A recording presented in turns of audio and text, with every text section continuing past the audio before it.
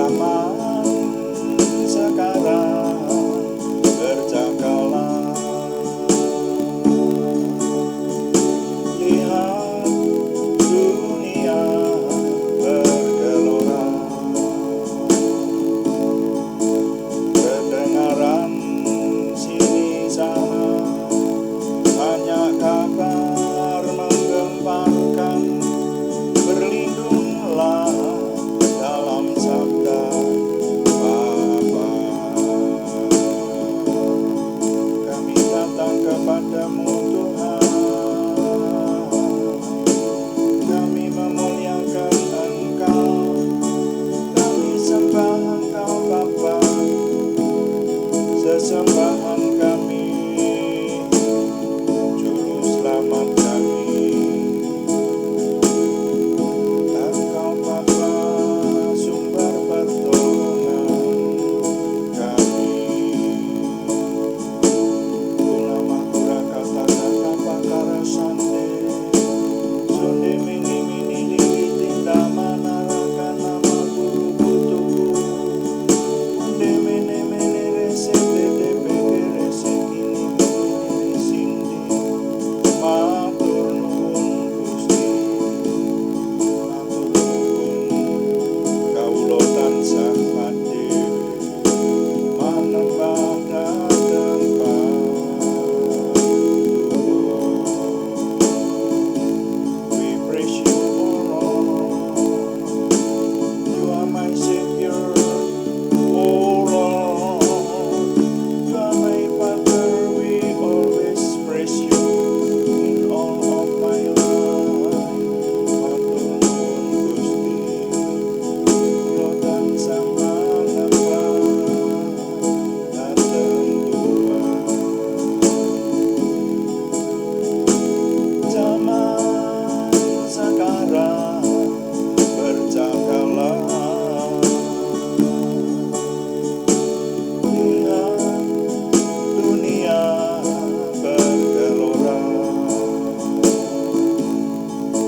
kedengaran sini sana banyak kabar menggemparkan, berlindunglah dalam sabda Bapa.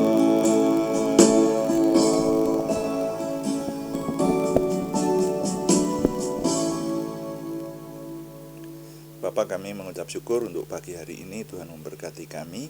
Kami mau terus mempersembahkan doa pagi ini.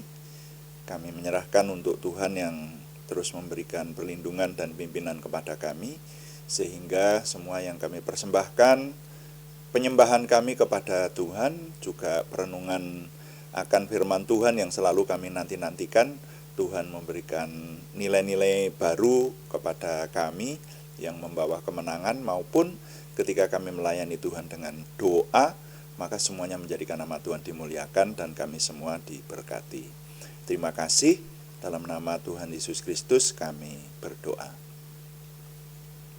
Amin. Selamat pagi Bapak Ibu, Saudara sekalian yang sudah bersama dengan kita di sini dalam doa pagi hari ini. Doa pagi melalui online ini diadakan secara iman Kristiani dengan dasar keyakinan kepada Tuhan Yesus Kristus, Yeshua HaMasyiah, Juru Selamat dunia, Imam Besar Agung kami. Dan firman Tuhan yang didokumentasikan dalam kitab suci Perjanjian Lama serta Perjanjian Baru menjadi pegangan kami, menjadi pegangan kita sekalian. Nah, saudara sekalian, mari kita melanjutkan perenungan kita akan firman Tuhan yang sudah kita mulai dari kitab Kejadian. Dan puji Tuhan, Tuhan memberikan tema kepada kita mempersiapkan kemenangan. Dan kita meneliti kitab suci dengan seseksama mungkin, semampu kami dan tim di sini, dan mencari nilai-nilai, mencari kunci-kunci kemenangan yang Tuhan anugerahkan melalui setiap bagian dari firman Tuhan.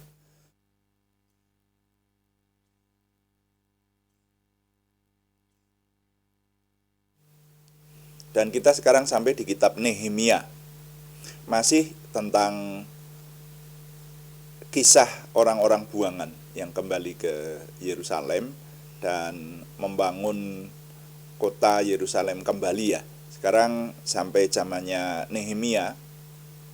Nehemia sudah datang di Yerusalem dan sudah mengadakan survei pada malam hari. Dan kemudian Nehemia mengumumkan dengan hati-hati sekali dengan seksama untuk mengajak membangun tembok kota Yerusalem. Dan oleh anugerah Tuhan, maka seluruh bangsa serentak menjawab, kami siap membangun. Nah, sekarang judul renungan pagi hari ini adalah Gerakan Besar Datang dari Satu Orang. Gerakan besar datang dari satu orang. Ini Nehemia pasal 3 ini terdiri dari satu perikop sampai ayat 32. Akan saya bagi dua, saya akan membaca sampai ayat 15 saja pagi ini. Nehemia pasal 3 ayat 1 mulai. Maka bersiaplah imam besar Eliasib dan para imam saudara-saudaranya lalu membangun kembali pintu gerbang domba. Mereka mentahbiskannya dan memasang pintu-pintunya. Mereka mentahbiskannya sampai menara Mea, menara Hananeel. Berdekatan dengan mereka, orang-orang Yeriko membangun. Dan berdekatan dengan orang-orang itu, Zakur bin Imri. Pintu gerbang ikan dibangun oleh Bani Senaa. Mereka memasang balok-balok, lalu memasang pintu-pintunya dengan pengancing-pengancing dan palang-palangnya. Berdekatan dengan mereka, Meremot bin Uria bin Hakos mengadakan perbaikan. Dan berdekatan dengan dia, Mesulam bin Berekya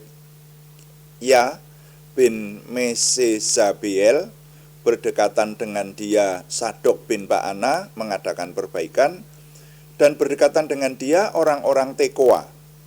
Hanya pemuka-pemuka mereka tidak mau memberi bahunya untuk pekerjaan tuan mereka. Pintu gerbang lama diperbaiki oleh Yoyada bin Paseah dan Mesulam bin Besoja. Mereka memasang balok-balok lalu memasang pintu-pintunya dengan pengancing-pengancing dan palang-palangnya. Berdekatan dengan mereka, Melaca, orang Gibeon, dan Yadon, orang Meronot, mengadakan perbaikan beserta orang-orang Gibeon dan Mispa, yang berada di wilayah kekuasaan bupati daerah sebelah barat Sungai Efrat. Berdekatan dengan mereka, Uziel bin Harhaya, salah seorang tukang emas, mengadakan perbaikan, dan berdekatan dengan dia, Hananya, seorang juru campur rempah-rempah. Mereka memperkokoh Yerusalem sampai tembok lebar. Berdekatan dengan mereka, Refaya bin Hur, penguasa setengah wilayah Yerusalem yang satu, mengadakan perbaikan. Berdekatan dengan dia, Yedaya bin Harumaf mengadakan perbaikan tepat di depan rumahnya, dan berdekatan dengan dia, Hatus bin Hasabnea. Malkiyah bin Harim dan Hasub bin Pahat Moab memperbaiki bagian yang lain dan menara perapian. Berdekatan dengan mereka, Salum bin Haluhes, penguasa setengah wilayah Yerusalem yang lain, mengadakan perbaikan bersama-sama anak-anak perempuannya. Pintu gerbang Lebak diperbaiki oleh Hanun dan penduduk Zanoah. Mereka membangunnya kembali dan memasang pintu-pintunya dengan pengancing-pengancing dan palang-palangnya. Pula tembok diperbaiki sepanjang 1000 hasta sampai pada pintu gerbang sampah.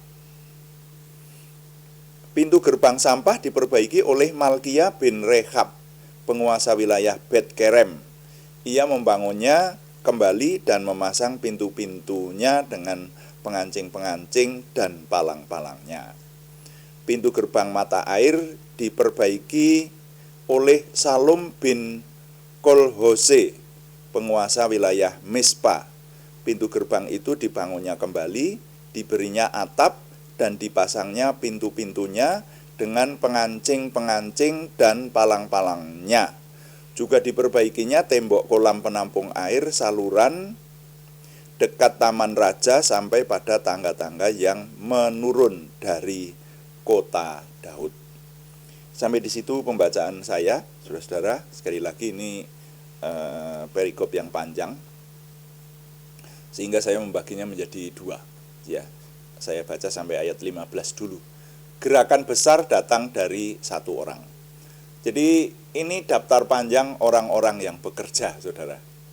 Ketika kita baca tadi, bagian ini berisi daftar panjang nama-nama orang dan keluarga-keluarga yang berpartisipasi membangun tembok kota Yerusalem.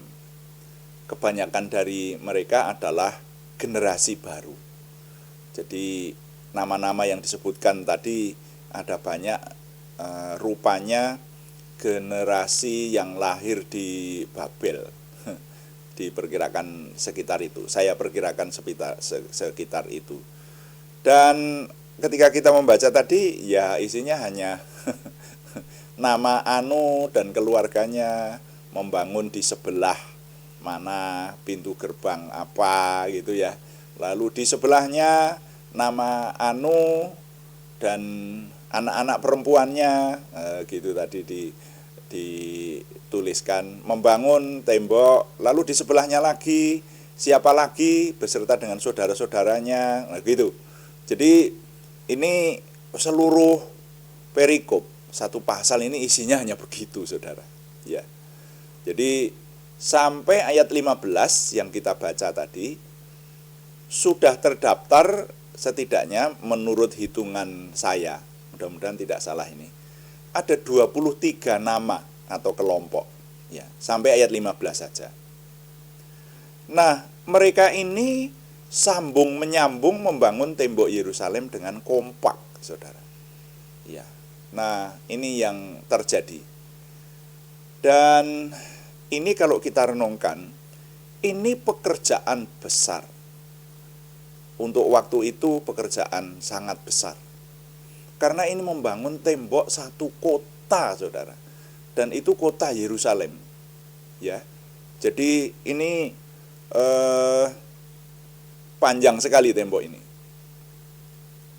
Pekerjaan yang besar. Ini dimulai dari satu orang penerima visi. Nah, mari kita merenungkannya bahwa pekerjaan besar itu dimulai dari Nehemia yang terbeban dengan sungguh-sungguh. Dan kemarin sudah kita renungkan ya, bahwa Nehemia itu berada di tanah yang jauh. Tapi dia sudah melihat dalam benaknya bahwa kota yang menjadi panutan bagi nenek moyangnya, di mana nama Tuhan disebut, kota Yerusalem, itu tembok-temboknya hancur. Dia tentu sudah menerima pelaporan bahwa bait suci sudah dibangun kembali. Nah, tetapi kalau untuk ukuran waktu itu tetap rawan akan serangan musuh. Karena serangan musuh itu dapat dihalangi, dapat ditangkal oleh tembok kota untuk ukuran waktu itu. Jadi kalau orang berperang merebut kota, itu waktu itu yang digunakan adalah pedang, tongkat, perisai, ya, golok, tombak, seperti itu. Dan untuk melawan musuh jarak jauh paling-paling dengan panah, ya. Dan panahnya masih menggunakan panah yang dengan busur itu. Ya. Jadi kalau satu kota itu sudah dipagari dengan pagar tembok yang tinggi dan lebar, wah, itu sudah orang yang di dalamnya merasa setidaknya aman begitu. Karena nanti para prajurit dari dalam kota kalau melawan orang yang dari luar kota, itu bisa naik ke tembok dan melawan mereka, memanahi begitu dari atas seperti itu. Jadi yang namanya benteng kota itu sebuah hal yang penting. Makanya di Mazmur dituliskan Tuhan itu kota bentengku gitu. Jadi pada zaman itu kalau yang disebut kota berbenteng itu sudah orang yang ada di dalamnya itu sudah tenang sekali, aman, merasa aman gitu. Jadi mirip kalau sekarang itu sebuah negara yang dilindungi oleh penangkal rudal lah seperti itu ya. Itu dibentengi semacam itu. Nah, dari satu orang Nehemia ini dia benar-benar berkabung, sekali lagi kita menghayati, dan benar-benar berdoa mencurahkan hati kepada Tuhannya, dan dia bertindak dengan hati-hati, merencanakan segala sesuatu dengan seksama, saudara. Dan Tuhan memberkati. Maksud baik pekerjaan Tuhan itu. Jadi kalau kita merenungkan, kita yang berada di Perjanjian Baru, ini Nehemia ini mau menyelesaikan pekerjaan Tuhan. Ya, sebut aja seperti itu. Jadi untuk waktu itu pekerjaan Tuhan itu yaitu membangun kembali kota Yerusalem itu, begitu. Nah, dan Nehemia tahu bahwa ini pekerjaan ini tidak bisa sendiri. Dia harus menggerakkan banyak orang. Nah, karena itu dia benar-benar merendahkan diri kepada Tuhan dan berdoa dan bertindak dengan hati-hati dan seksama tadi. Makanya dia datang di Yerusalem saja kemarin itu, tidak ada satupun yang tahu bahwa di dalam hatinya dia ingin membangun tembok kota. Kan begitu kan? Tidak ada. Sampai dia mengadakan penyelidikan, survei malam hari, berjalan dengan hanya sedikit orang, mungkin hanya 2-3 orang seperti itu, dengan menunggang hewan tunggangan, mungkin kuda atau keledai seperti itu. Dan dia mengadakan penyelidikan sedemikian rupa. Nah, kemudian baru yang sudah kita renungkan kemarin, dia memberitahukan kepada seluruh bangsa. Dan oleh doanya kepada Tuhan, karena Tuhan memberkati, yang penting itu, maka seluruh bangsa mengatakan kami siap membangun. Wah, ini satu hal yang luar biasa. Jadi kesungguh-sungguhan menanggapi visi dari Tuhan itu membuahkan hasil. Di sini saya mencatat yang harus menjadi perhatian kita di sini adalah jika seseorang menerima visi dari Tuhan lalu ditanggapi dengan serius, digumulkan, didoakan, dan berani bertindak, maka akan menciptakan suatu kekuatan besar, saudara. Ya. Dan kekuatan besar itu bisa menciptakan hal-hal yang besar. Nah, hanya ini mudah diucapkan, mudah dibaca, dan mudah dimengerti, tetapi untuk melaksanakannya tidak semudah yang dibayangkan. Ya. Jadi pekerjaan yang untuk ukuran waktu itu, bahkan untuk sekarang saja ya, saya rasa kalau untuk membangun tembok Yerusalem itu merupakan proyek besar itu, saudara ya.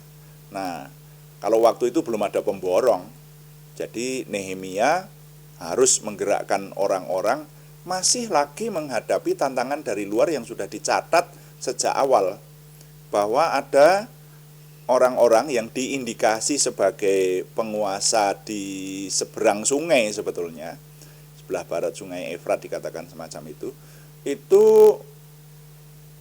tidak setuju, mencemooh, dan bahkan berusaha memerangi.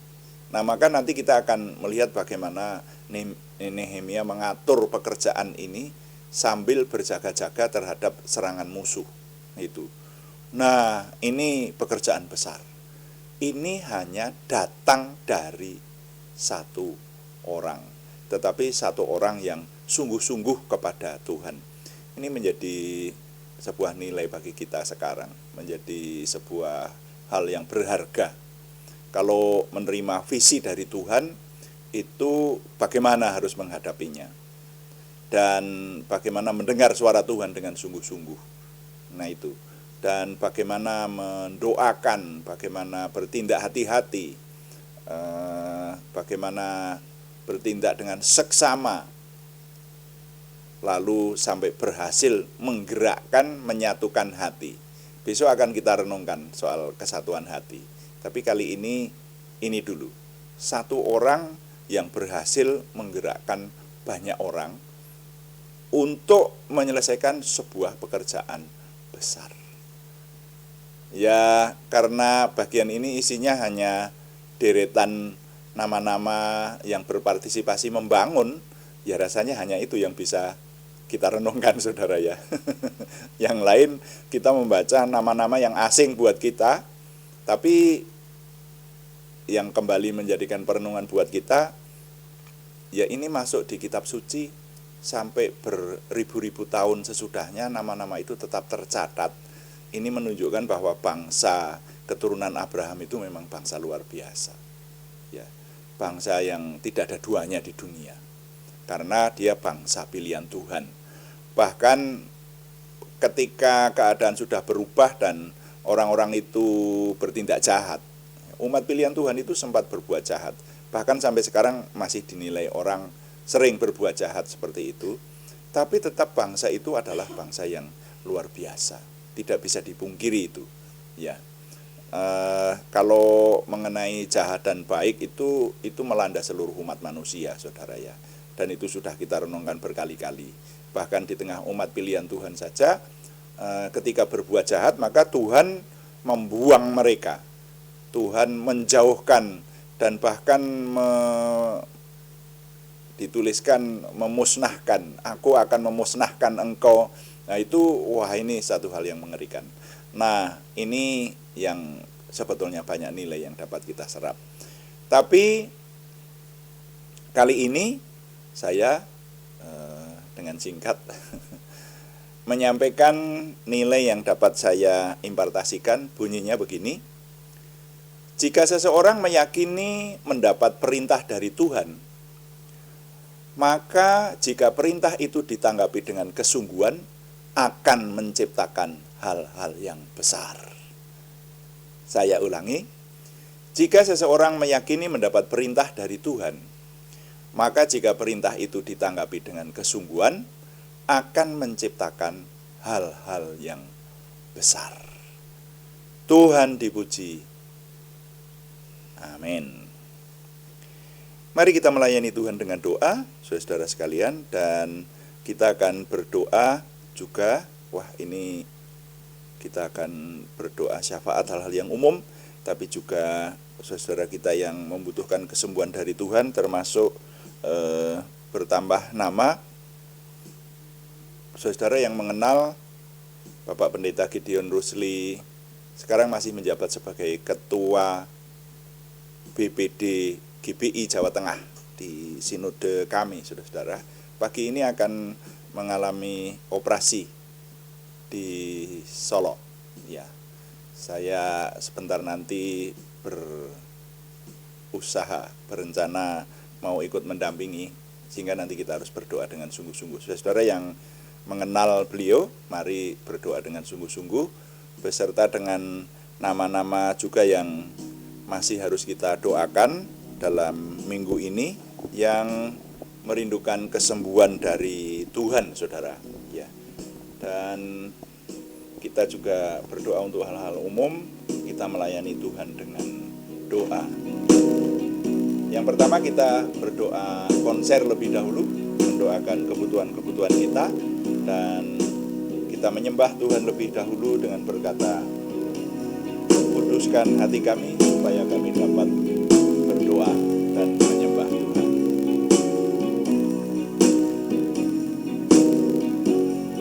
Kuduskan tempat ini untuk kami berdoa. Kuduskan hati ini sembah, biar segala perkara ku serahkan padamu, Yesus, dan Roh Kudus bekerja membimbing kami semua, dan Roh Kudus bekerja membimbing kami semua.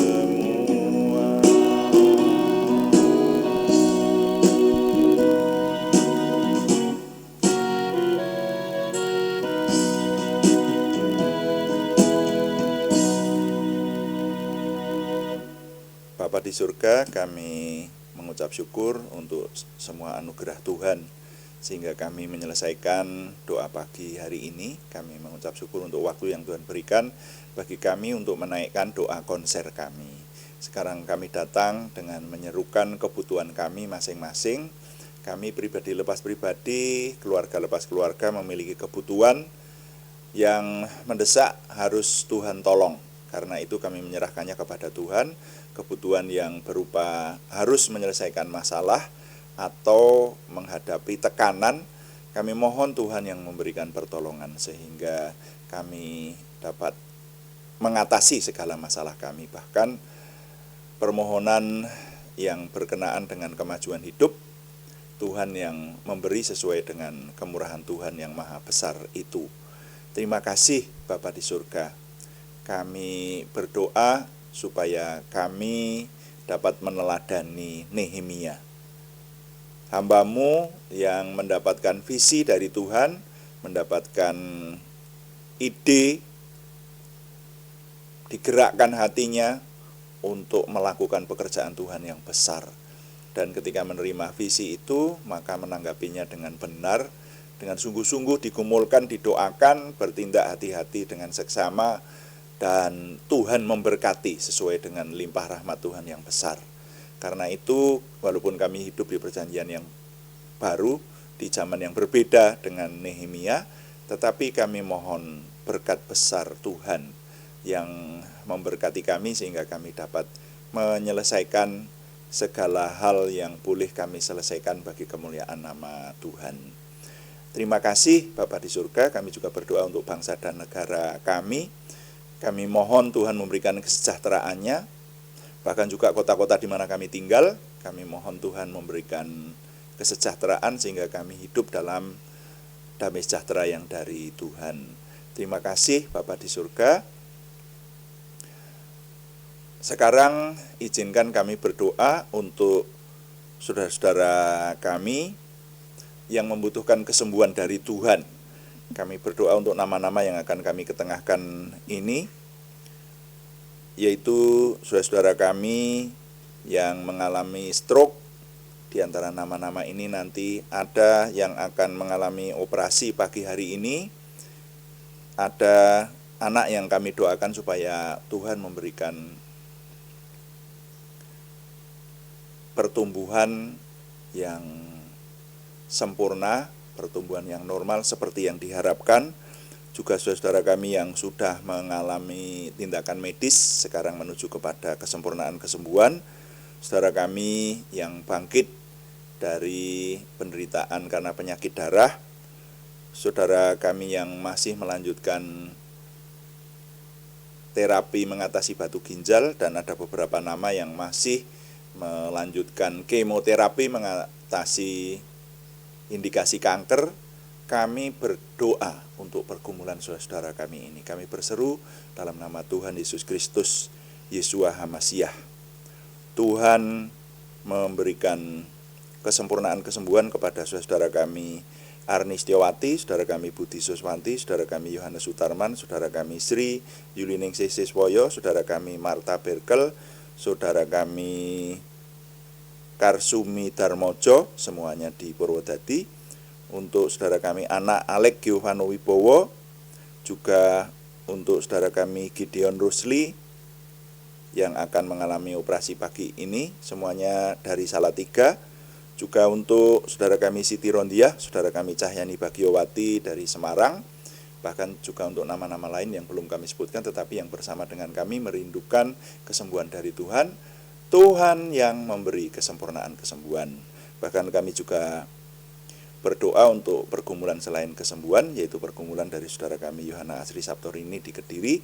Tuhan yang memberi, Tuhan yang menjawab doa dan memberikan terobosan baru, sehingga pertolongan Tuhan nyata buat kami. Terima kasih Bapa di surga, kami menyerahkan apa yang kami kerjakan tiap hari, baik pekerjaan keseharian maupun pekerjaan pelayanan onsite maupun online. Kami menyerahkan Tuhan yang terus memberkati, melindungi, dan memimpin kami, sehingga kami dapat menyelesaikan segala tugas kami dengan prestasi sempurna, yaitu kesempurnaan ke arah Tuhan sendiri. Terima kasih Bapa di surga, kami mengucap syukur setiap hari Tuhan memberikan kepada kami kemampuan untuk semakin memiliki pengenalan akan Tuhan, percaya diri bersama Tuhan, antusiasme, optimisme, semangat dan bergairah menyambut masa depan kami untuk menang bersama dengan Tuhan. Terima kasih Bapa di surga, kami mengucap syukur dan kami mohon Tuhan yang menyempurnakan doa kami oleh pertolongan dan pimpinan Roh Kudus, karena semuanya kami persembahkan dengan mantap percaya dalam nama Tuhan Yesus Kristus Juru Selamat kami. Amin. Demikian doa pagi hari ini, saudara sekalian, dan saya kembali tidak intinya memberitahukan bahwa doa pagi dilaksanakan setiap hari pada jam 5 pagi, hari Senin sampai Sabtu. Kalau hari Minggu dan hari-hari besar Kristiani kami libur, tapi kalau tidak ada hari besar Kristiani, Senin sampai Sabtu kami terus mengudara, berusaha datang di ruangan Anda, walaupun hanya melalui gambar dan suara ini, dan kita bersama-sama menyatukan hati melayani Tuhan dengan doa, serta mencari kunci kemenangan dari perenungan firman Tuhan yang selalu kita nanti-nantikan itu. Puji Tuhan. Dan juga kami beritahukan ada doa malam setiap jam 6 malam. Ya, hanya temanya berbeda. Yang doa malam lebih sederhana, saudara. Dan terima kasih kepada semua yang sudah memberikan dukungan. Kami tetap mengharapkan dukungan Anda, setidaknya dukungan doa. Terima kasih yang belum memberikan subscribe, berkenan memberikan subscribe, like, komen, dan share, bagikan kepada teman-teman lain, sehingga lebih banyak lagi yang diberkati bersama dengan kita. Untuk hari ini, selamat berprestasi. Tuhan memberkati. Amin.